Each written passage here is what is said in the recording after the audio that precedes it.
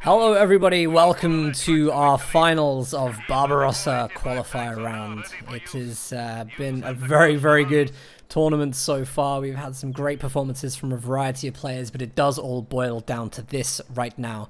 Talisman playing from the north side of Feymanville Approach as the Soviet Union. And the Portuguese prodigy is a verifiable war machine this weekend. He is unbeaten in the field of combat. He's as the Wehrmacht from the southeast of Feymanville Approach. And I believe Dan breathed a short sigh of relief when he saw this map. I did indeed. I really like Feymanville. It's my favourite 1v1 map to cast. I just think it produces great games consistently. And it's got a number of really good factors to it. One is the spread of VP and resources. You can't really bunch up in one area. You know, you have to play across the map. You have to play strategic decaps properly. You have to kind of stretch yourself. And there's loads of flanking routes. It just, yeah, I love it, AE. It's great. It's my favourite map as well. We are in a best of 5 situation. It's first to 3, and that player will have their plane ticket booked to GCS2 itself in September. Because, to be honest, Dan, this is kind of GCS2, but it kind of isn't. This is the qualifying tournament, the first of 4 qualifying tournaments. So the real deal's in September, and these guys want to get there. And only 8 people will. Conscripts, hoorah! Into place to flank Devon's machine gun. Grenadiers are going to try and help the machine gun tank the damage. Machine guns reverting and inverting to focus on that conscript. This is interesting. He's trying to focus via the MG right now to mitigate any effects of suppression there. Of course, it does go off. Good positioning by Devon and good stay in the engagement. He's going to get the engineer squad as well. That's a nice early game push. He might deny fuel there, but he's got to be careful with that MG. I guess, though, yeah, it's denying fuel, but he hasn't got his own fuel, I guess. It's very ballsy and aggressive play with the MG. And in some ways, it might be something that could throw Talisman off.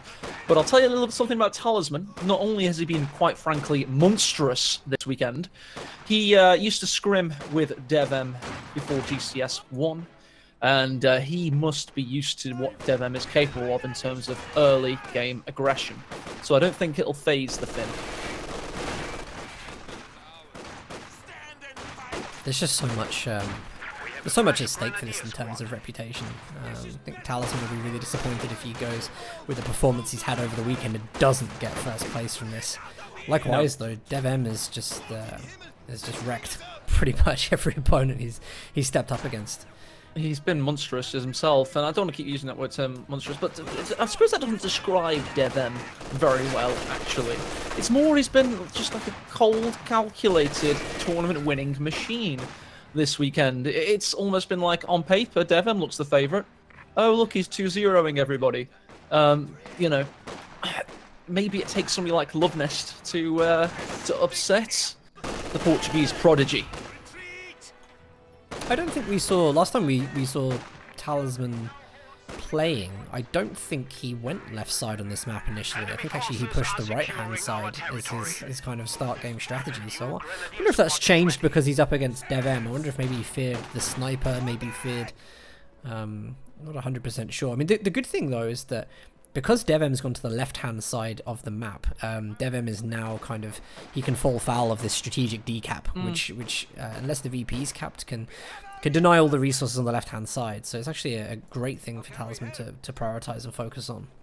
I think it's interesting, by the way, that Devon's gone for a heavy tier 1. Anything more than 3 Grenadiers is a heavy tier 1, especially when you've got a tier 0 MG out.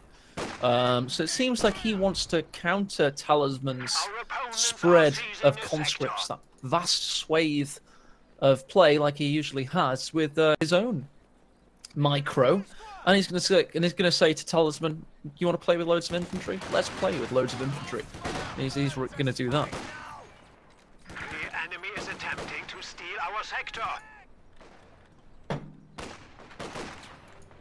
Nice. Talisman's going for that VP focus again. We saw this before, actually. This is one thing he played when he was playing against Von Asten.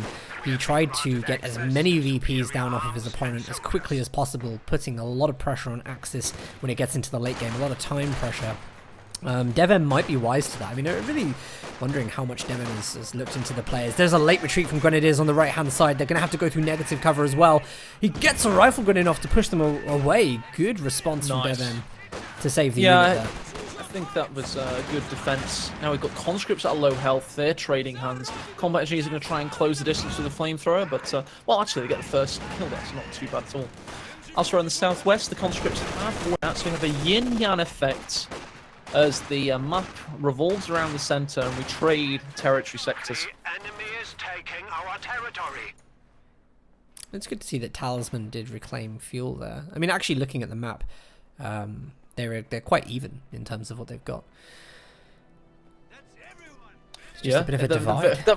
That same victory points right now. These two guys have been the best players this weekend by far. They seem equally matched as well. I mean, Talisman's kicked it up a gear in terms of position, and that's especially relative to people's expectations. Let me remind you of the co2.org poll with 70 voters. Not one person voted Talisman the most likely person to qualify today.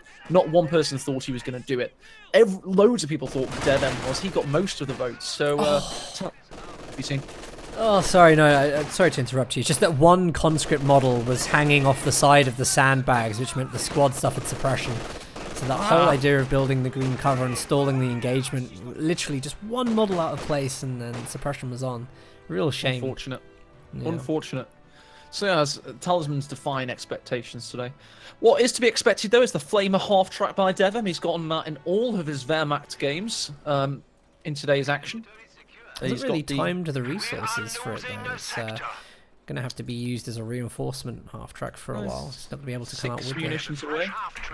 He's had it much better in the previous games. He's had it like coming out. 3 munitions away. And round about now. You really are a perfectionist when it comes to Devon. I suppose he's no, actually, to be honest, it's I haven't played the game in so long. I still thought it was 120 munitions. I had that happen in the cast. I've been casting a lot of the build up to this, and I thought it was 120 in one of my casts. No, it has been 90 for what, 2 patches maybe. Old habits. I was trying to give you an out. I was trying to give you an out. You didn't take it. I held the ladder down for you, and you said, "I don't need your ladder, eh? I'll take it on the chin like a man." See, I don't mind as long as we come to the right conclusion. I think that's the important thing. Fair enough. Conscripts coming out, they're going to be met with the flamethrower of the Pioneer there. We've also got, oh my god, anti-tank grenades gone in. We've got PTRS firing on the 251 on the east there, taking it out. Nice win for Talisman. It's a really, really good win and a very important unit down. A huge investment of Devon is just destroyed right away at the start. And I have to wonder why wasn't he paying more attention to that? You know, Devon, in fact, for every other game in the series, has been really, really good at predicting these. He's moved his conscripts into a tight position here. We're going to see a rifle grenade. There actually isn't munitions for it. There really is not. 222 coming around the corner, punishing the conscripts, forcing them back. So tier 2 there at the same time as a bunker in base for Devon. Devon going for healing. Talisman going for his tier 2. And scout car, Devon wants to rush the base. Now, this is interesting. You know, we are best of 5 here. So actually, game 1 is a kind of game where players can play a little more carefree, a little more casual. They want to like suss out the opponent, maybe play something that they're not a serious strategy. But I'm definitely sensing that Devon probably wasn't ready for. I think he was going for a scout there, by the way. He wanted to see if tier 3 was coming up. And that's classic RTS gameplay. I love that scouting of bases. I love Talisman's building them back in his base. I think probably for that reason. Yeah, yeah, there's a bit of scouting and anti-scouting there. This is crazy. I mean, the 251 went down, but Talisman's currently fearing Devon. He's hanging back. He doesn't want to suffer any manpower casualties. But that's clever.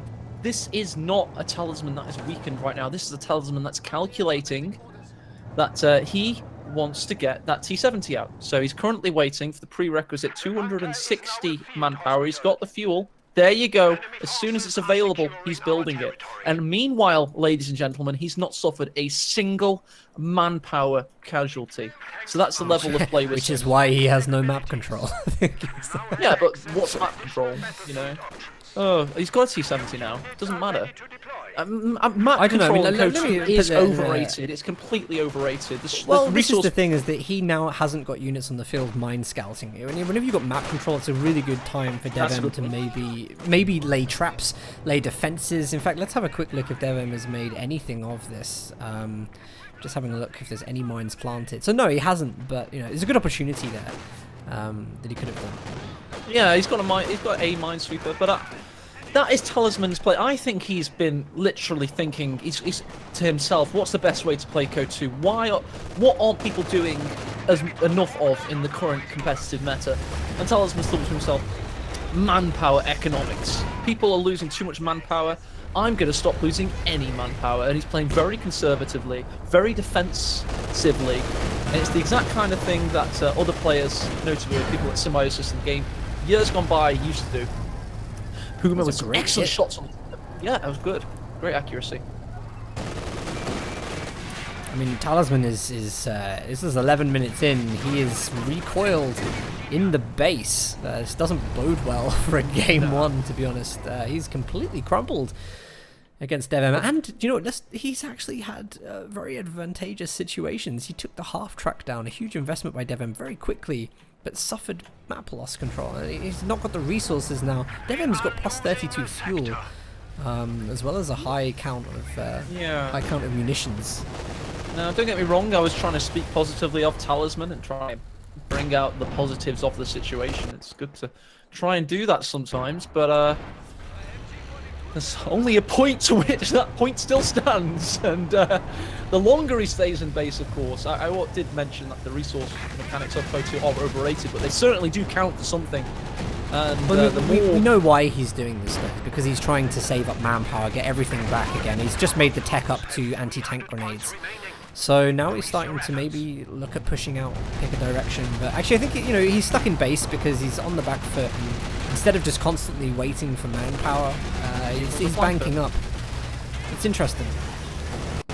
The Ura is in play. He's trying to force in with two conscripts from the south there, but Danny's left it too long now. He's going to get one 18 aid off, and the MG was in position.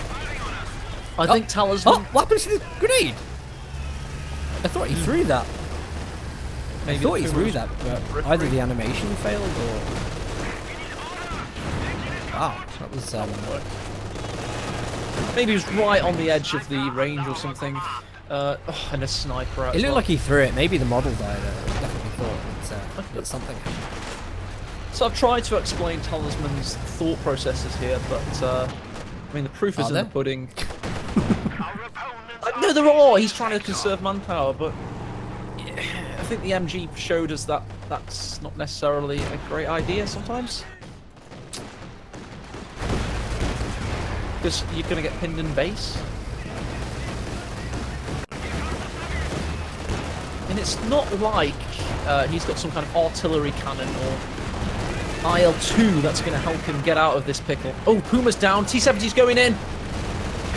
Top smoke. Needs to attack round through that smoke. Misses. Oh, and here come the Fausts. No, Devon doesn't have the munitions for a Faust there, actually, so... Fair enough. Here comes the second Puma, though. He had the fuel for that. Is he going to go straight into base? No he hits way. it, it burns up. And there you go. Great hit. Really great Enemy hit. forces are securing our territory. Stop it. He's already dead, I believe. Please stop. Enemy is Come on, Talisman. He's already dead. Dan, I think we've found out what happens if the best aggressive player in the world comes up against the best defensive player in the world. You have like a siege. Well, you were actually talking about Talisman playing static with his infantry, and there has been at least 2 minutes of gameplay where all of his infantry has been in his base, not moving. He's making some kind of map comeback, maybe. I mean, do you feel Devon is letting this happen, or...? I think he's just getting ready to defend against the order. Interesting, he had a nice spot I outside agree. the Yeah, base. he's not going to it would not ever be at all sympathetic or merciful.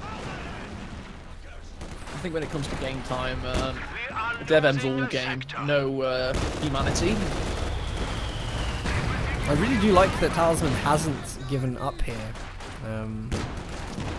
He's going to have to consider what he's doing in teching, though. I think this is a serious point from him. He's only on tier 3. You know, really to go up to tier 4 right now and get an 85 out or even a 76 is unrealistic. He's going to have to maybe make use of SU-76, something like that. Enemy is attempting to steal our sector.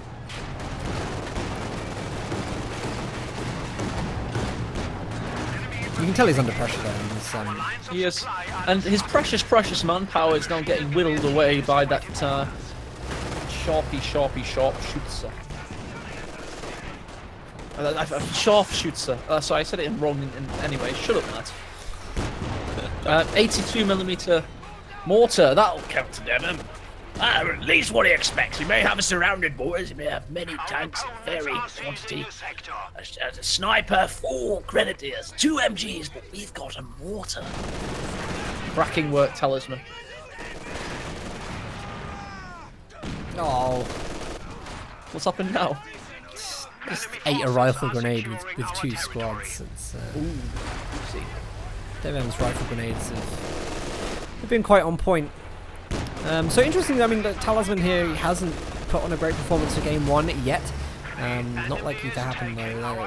What are we thinking for game 2? Probably going to see him play, did he play OKW before? I think he did. He did indeed. Talisman's an OKW player and a Soviet player primarily. Just like Devon is a Wehrmacht player. Formerly a USF player, but seemingly more Soviets these days. And I'm just so glad that, you know,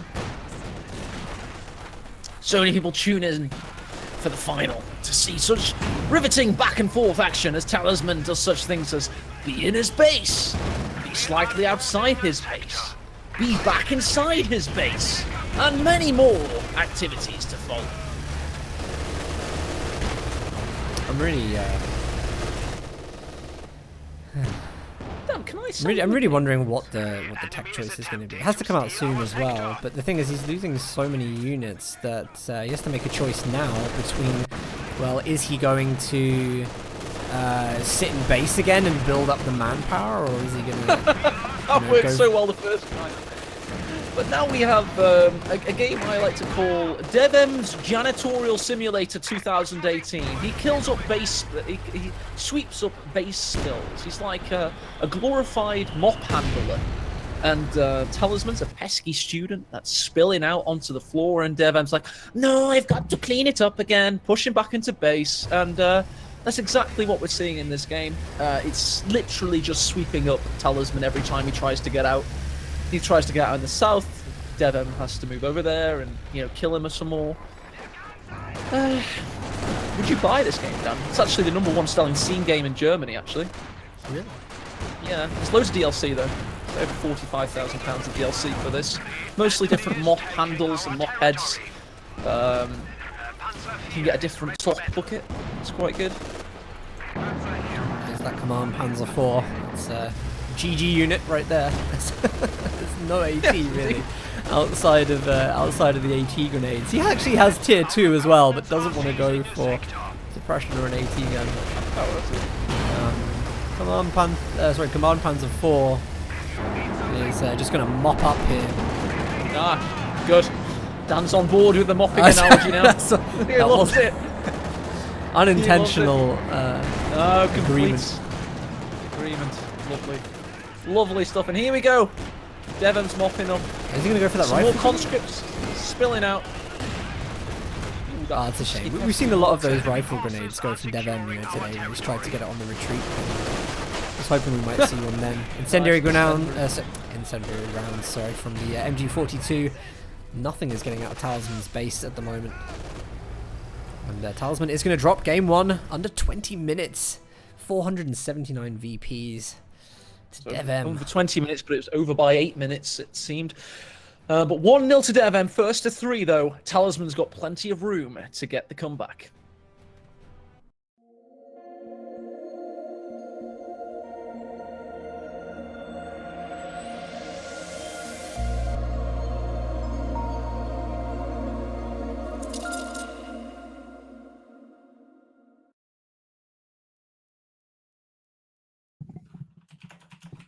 Well, a very strong Devon indeed, winning game 1 out of a best of 5. And Devon has not lost a single game so far in this tournament. We were really hoping Talisman would be the one to do it, and still a couple of games at least that Talisman will have the opportunity to show us what he's capable of. When do you think about it, really, Talisman, he's beaten Siez, Helping Hands, Love Nest, Von Ivan, and then if he gets destroyed by Devon, that really says something about Devon's kind of